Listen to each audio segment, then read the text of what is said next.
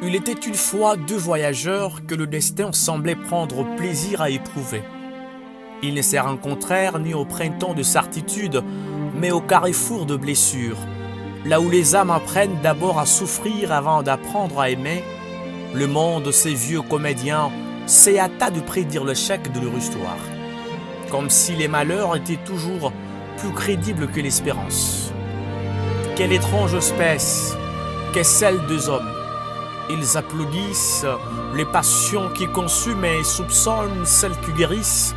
Les langages s'effirépés, le regard d'un verre de chêne, et chacun voulut enseigner à ses deux cœurs les limites d'un amour dont ils n'ignoraient pourtant le prix. Mais les deux voyageurs poursuivirent leur marche. Chaque larme devint une pierre, chaque sacrifice en ciment, chaque prière une lumière sans bruit. Ils bâtissaient un royaume dont les fondations n'étaient ni l'orgueil ni les promesses des hommes, mais cette fidélité que Dieu façonne dans l'épreuve.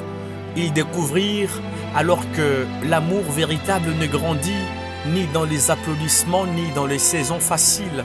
Il mûrit dans le silence des combats, sous le regard de Dieu qui transforme les blessures en force et les attentes en bénédiction jusqu'à faire battre deux cœurs de même élan.